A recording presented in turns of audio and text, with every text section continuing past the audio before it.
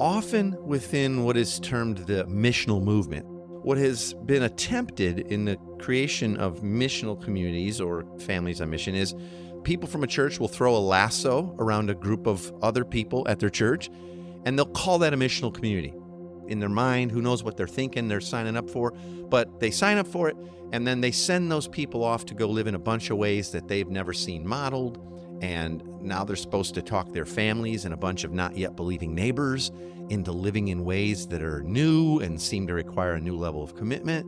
They've never seen it. They don't know what they're doing. They're just called missional, and now their family doesn't live these rhythms, but we're going to go talk a bunch of other people into it. And so often that fails miserably. And the most common things we hear from folks who've been run through that mill is either, hey, we tried that missional thing and it didn't work here, not for our people, or we'll hear, well, hardly anyone from our church, including the pastors and elders, wanted to live this way and engage with us beyond a weekly meeting when it fit their schedule. If that describes you or your past experience, you probably labored under the false assumption that those fellow churchgoers were people of peace in your life. We made that mistake early on too. And that has huge implications for discipleship and living as a family together on mission.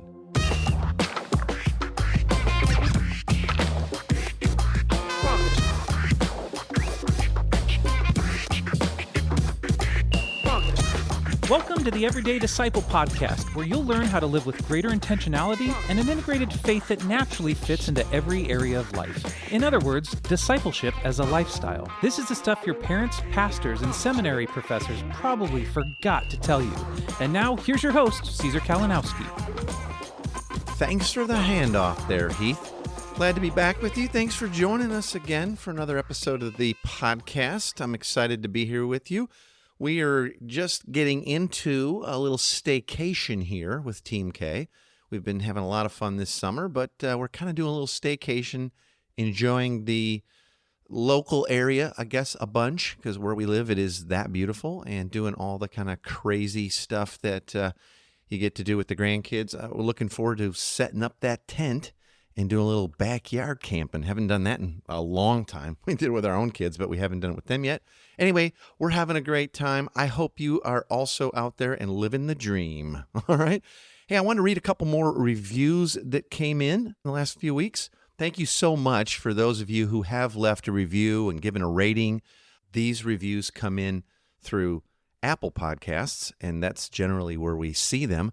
But thank you wherever you're listening. And if the podcast world that you do listen in allows you to leave reviews, it helps other people find the show as well. Here's one from Taping 578. It looks like they say, good news, 5 stars, thank you. This is gold.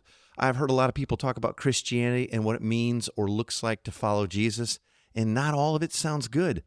The message Caesar brings is actual good news for everyone in all of life. It's so freeing to hear him speak and has challenged and deepened my walk with Jesus and my discipleship of others. Thank you. Thank you, brother. It's a great review. Thanks. It's humbling, and I'm glad that what we're doing is hitting the mark and encouraging you. Here's another one from Bully, and then a whole bunch of numbers. I'm not sure who it is. It says, headline is Practical, Helpful Podcast for Everyday Disciples of Jesus. Yep, there it is. 5 stars. Again, thank you so much. It says, I heard CK, I guess that's me, Caesar Kanowski, speak years ago in Lexington, Kentucky, and that was a catalyst for helping me and my congregation get on a missional journey where we now teach every disciple of Jesus is on a mission every day, wherever we live, learn, work, or play. This podcast is great to catch others up on that mission and always gives me new things to consider and new ways to bless. Thank you for that. I remember being in Lexington, and I love it when we get to come to your cities and bring some of the same training in live with your people. Something to consider. If you want to do that, let me know. I'm happy to do that. We do a lot of it every year. Also, I want to invite you to join us over on Facebook if you are the Facebook type and are perusing that once in a while. If you will look up the Everyday Disciple podcast, we have a group there of people. You can join that. I'd love it if you would. This is where you can contact us real easy, ask any questions, throw out ideas for new episodes, share your own missional journey. You'll be able to find that. Or you can just go to everydaydisciple.com/Facebook. And if your Facebook's already logged in, it'll take you right to the group, and you just join it. Okay? Thank you so much for that. All right, let's get started with today's discussion. And we're going to talk about people of peace, but from a little bit of a different perspective. Let me set a little groundwork first, though, as we get started. Often within what is termed the missional movement, so the movement of churches trying to be much more on mission, out in the neighborhoods, out in real life, making disciples as a lifestyle, everything we talk about here. Often what has been attempted in the creation of missional communities or communities on mission, families on mission, is people from a church will throw a lasso around a group of other people at their church, and they'll call that a missional community. Okay, just throw a lasso around them, I guess so, and they, in their mind, who knows what they're thinking they're signing up for, but they sign up for it, and then they send those people off to go live in a bunch of ways that they've never seen modeled, and now they're supposed to talk their families and a bunch of not yet believing neighbors into living in ways that are new and seem to require a new level of commitment. Yeah, so they've never seen it, they don't know what they're doing, they're just called missional, and now their family doesn't live these rhythms, but we're going to go talk a bunch of other people into it, so including my family. And so often that fails miserably. And the most common things we hear from folks who've been run through that mill is either, hey, we tried that missional thing and it didn't work here, not for our people. Or we'll hear, well, our family was really starting to embrace this lifestyle, but hardly anyone from our church, including the pastors and elders, wanted to live this way and engage with us beyond a weekly meeting when it fit their schedule. But here's the thing. If that describes you or your past experience, you probably labored under the false assumption that those fellow churchgoers were people of peace in your life. We made that mistake early on too. And that has huge implications for discipleship and living as a family together on mission. It's a false assumption to believe that the church, your church, my church, is filled with Christians, so therefore they must be people of peace and want to live on mission. Well, I wish that were so. It's not always the case. Certainly not for every Christian.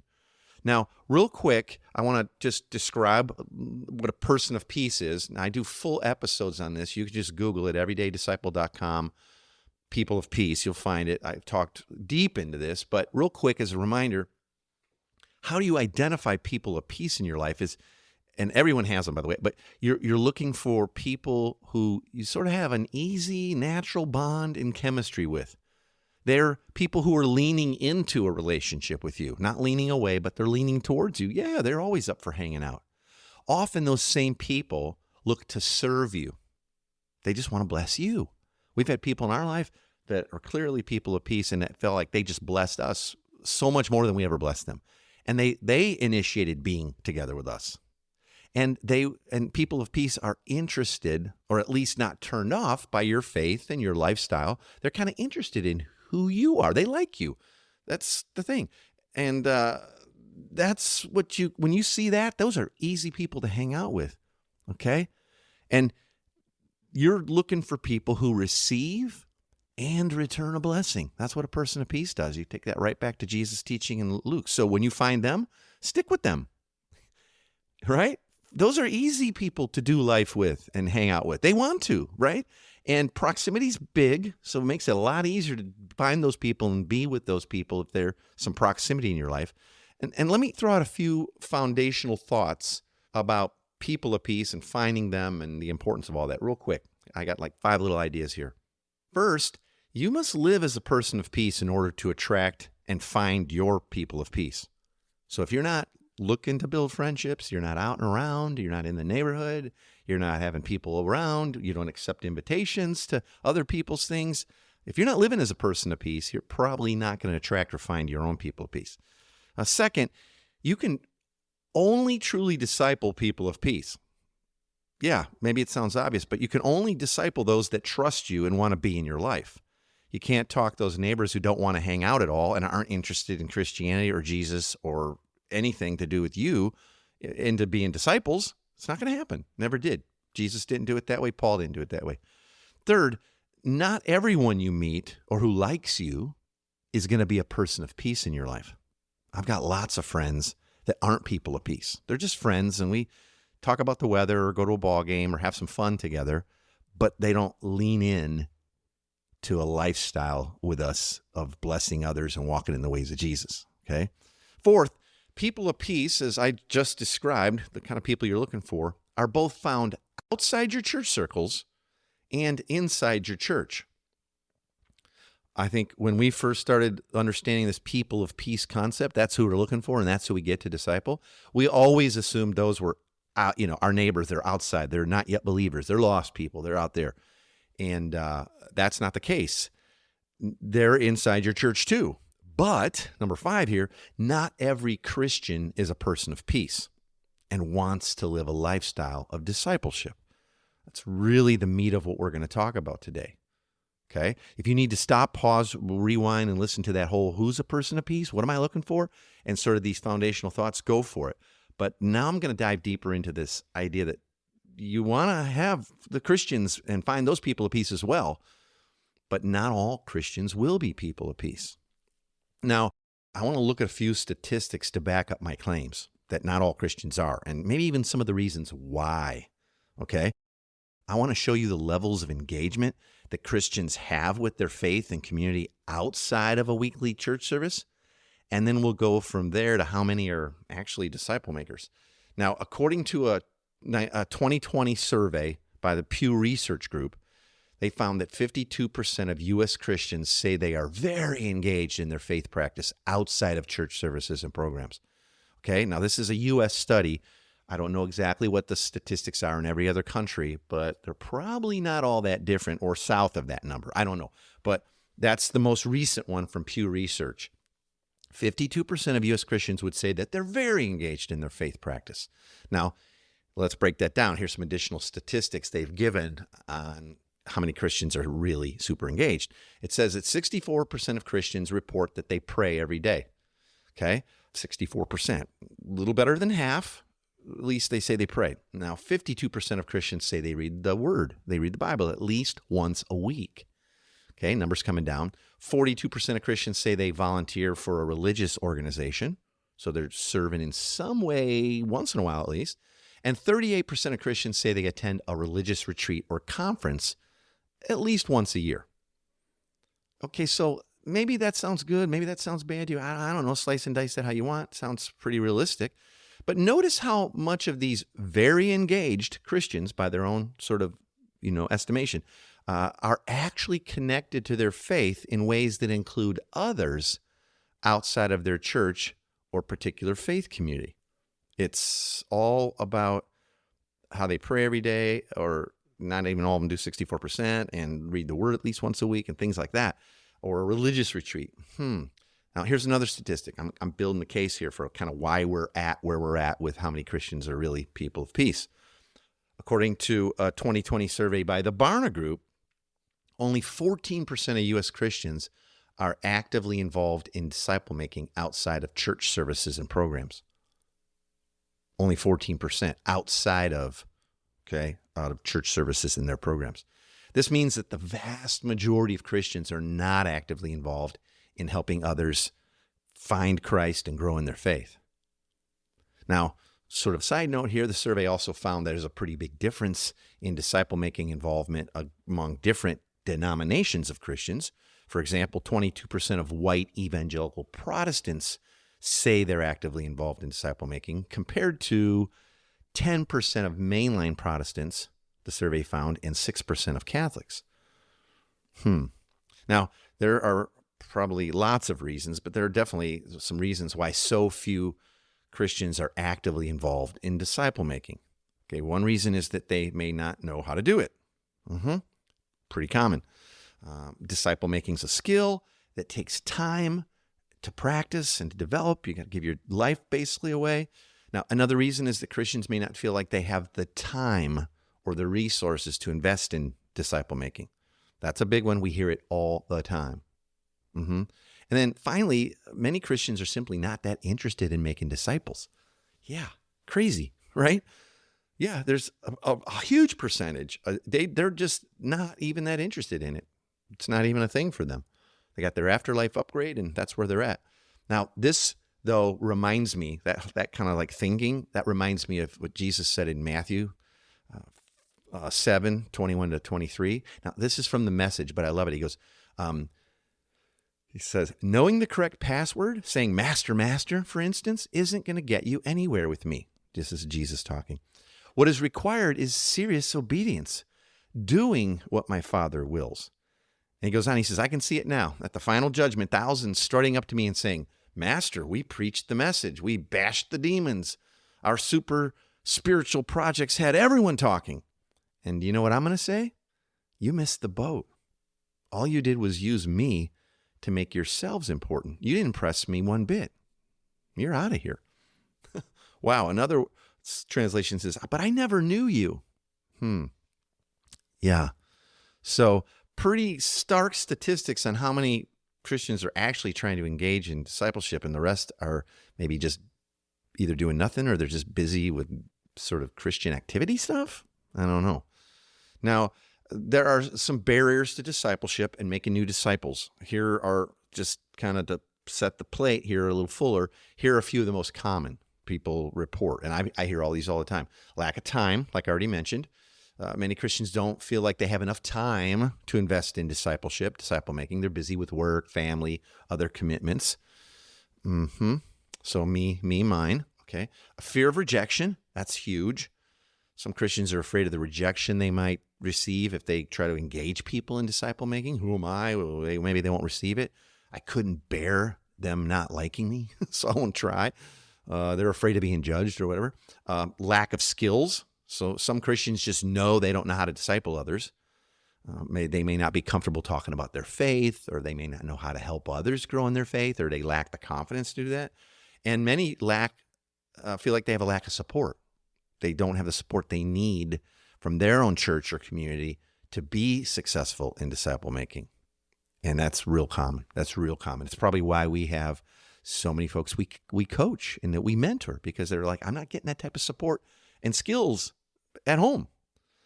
Now, I'm just about done with statistics, but you see where this is going. This is why I'm saying not all Christians are people of peace. You can't just throw a lasso around them and think you're going to have this vibrant missional community making loads and loads of disciples. Now, according to a 2019 survey by Lifeway Research, only 20% of evangelical Christians say that they were adequately and comprehensively discipled in their faith. 20% would say they were. Now, you got to take these numbers against the other numbers of just how many of the whole pie are even engaged. Now, only 20% of Christians would say they were adequately discipled. Now, there are a number of reasons for this too, why so few Christians feel like they were really adequately discipled. One reason is that discipleship's not been a priority in many churches. Churches often focus on evangelism and worship, but they neglect discipleship. I'm not telling you anything you don't know. I'm preaching to the choir here. Another reason why so few Christians feel like they were really discipled is that discipleship's often done poorly. Many churches use ineffective old school methods of discipleship, like lecture-style teaching, or they think the preaching alone will get that done. Preaching's not discipleship. It adds to it. It complements it. It's a different gift. It's a different thing. Or their church used a one-size-fits-all program. There was lots of passing on of head knowledge without life-on-life working it out.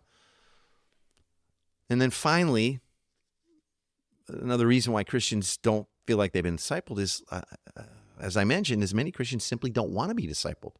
They're content with their current level of faith. They're happy with having secured that afterlife upgrade ticket to heaven, and they don't see a need for further growth or commitment. But boy, all of that has huge implications. Ask yourself, how many Christians do you know? Or let me ask you, how many do you know? Or how many of the folks who go to your same church do you think are people of peace?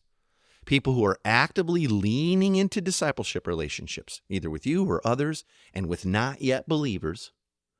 Or how many of those people at your church would be open to being in a missional community, like a real missional community, like a family on mission with you, and both be discipled and learn to make more disciples of Jesus?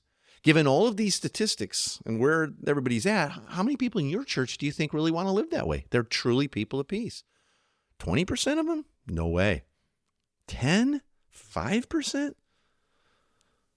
Yeah, it's crazy. If only 20% of Christians say that they were actually adequately discipled, comprehensively discipled in the gospel, in the faith, and most of Christians don't even understand what true discipleship is, so that number's probably less, well then, how are Christians and pastors who've never been fully discipled in light of the gospel in every area of their life going to be effective disciple makers?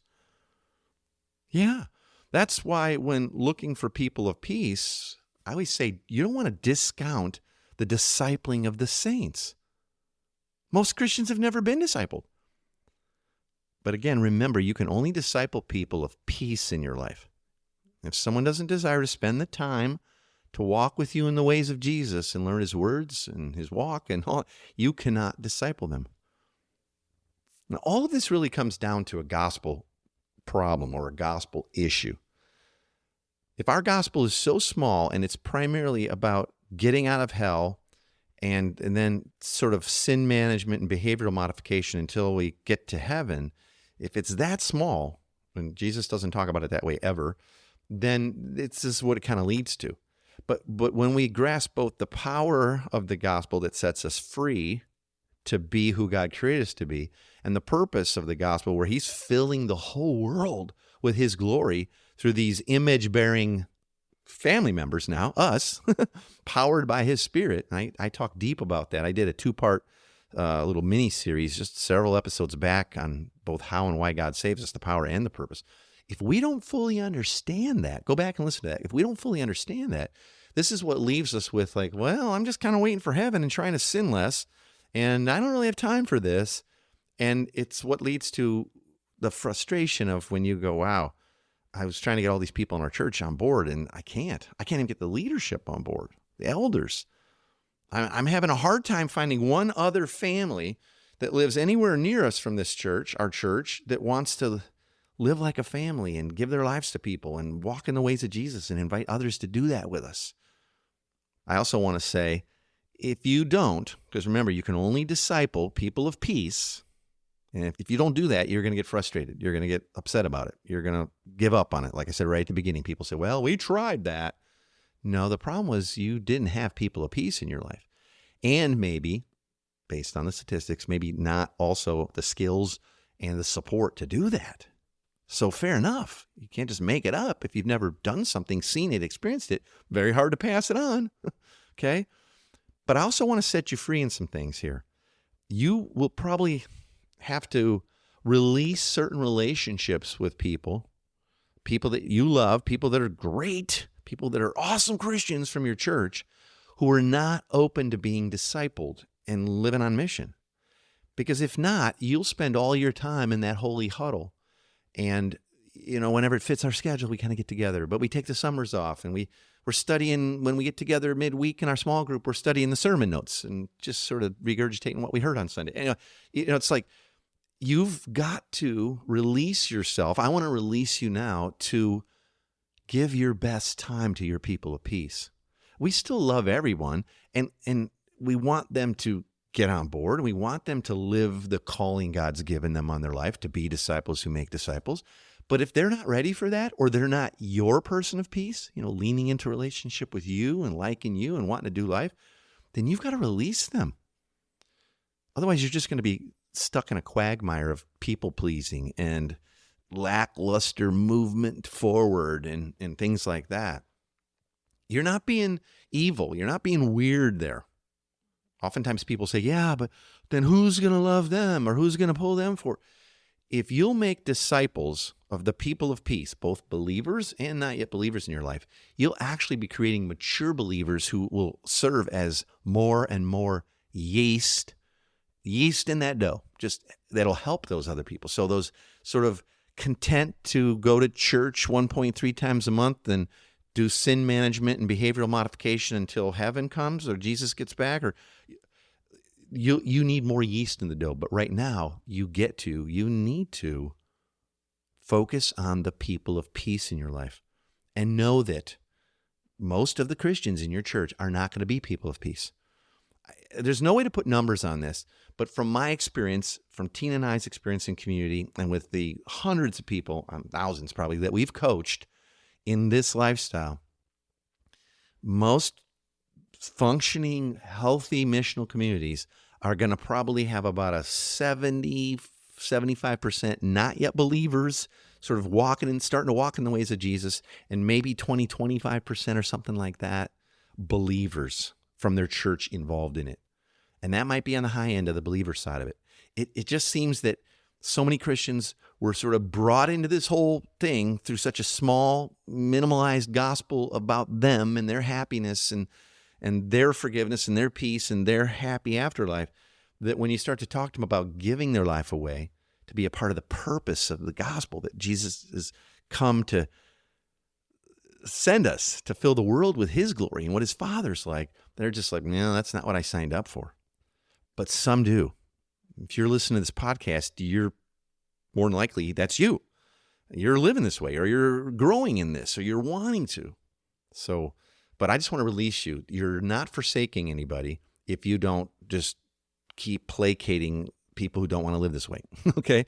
You really can only disciple people who want it, okay? I think I've said that clear enough now. I've talked about people of peace in the past, but I've never specifically talked to this degree about Christians and which ones are people of peace and why is this way, even from their own assessment in these surveys. Okay, so let me flesh this out even a little bit more in the big three today. I really thought through this. These are going to be rich. So here's the big three takeaways from today's topic. You can always get these as a printable PDF if you just go to everydaydisciple.com/big3/BIG3. Okay, everydaydisciple.com/big3. Here's the big three for this week. Number one, God has absolutely placed people of peace in your life for you to disciple. 100%. Look for people who are leaning into a relationship with you. They want to hang out and do more and more life together. Look for people that you have a natural chemistry with, people of peace who are looking to serve you and reach out to be with you. You're not having to initiate everything. And they're interested in your faith and your lifestyle. They're not put off by it. Number two, this is really what we talked about the whole time. Not everyone who claims to be a Christian is a person of peace. Remember that passage from Matthew 7:21-23. Lord, Lord, we did all this church stuff and ministry activity in your name. And then Jesus tells them, yeah, but I never knew you. That busyness was all about you doing things to look good to other Christians or feel like you earned my love and favor. Making disciples of Jesus is the only mission of the church. Christians who are not leaning into discipleship as a lifestyle and primary focus of their lives in churches are missing their calling, and they're certainly not living as people of peace. And number three, you can only disciple people who ultimately want to be discipled and in turn help disciple others. Otherwise, you're just trying to convince people of something they haven't embraced yet. You can only truly disciple people that trust you and want to be in your life. It is imperative, if you're serious about making disciples, that you focus your best effort and time being with your people of peace. If you try and make everyone happy and move at the pace of those that don't truly want to live Jesus' life today, you'll find yourself frustrated with your progress and frustrated with people. Small is big, slow is fast, and multiplication always wins. So give yourself a break, focus on your people of peace. Okay? Well, that's enough for today. I hope that encourages you and challenges you and ultimately releases you in some ways that maybe you needed to hear today, experience today. Please join me next week. I have some really cool guests on the podcast with me. Dr. Kent Engel and Steve Saccone. They've written a really cool discipleship guide, almost like a playbook. I'm really excited about that. And I can't say that about a lot of resources, but it's called Made for More. We're going to have them both on, and they're going to unpack a little bit about that, but they're also going to kind of take, it's kind of interesting how this worked out. They're going to take what we talked about today a little bit further. Yeah, really. Not necessarily from the people of peace standpoint, but about who and why true Christians actually do engage discipleship. And they're brilliant. They're brilliant. I think you're going to love it. I hope you'll join me for that. I'll talk to you soon. Thanks for joining us today. For more information on this show and to get loads of free discipleship resources, visit everydaydisciple.com. And remember, you really can live with the spiritual freedom and relational peace that Jesus promised every day.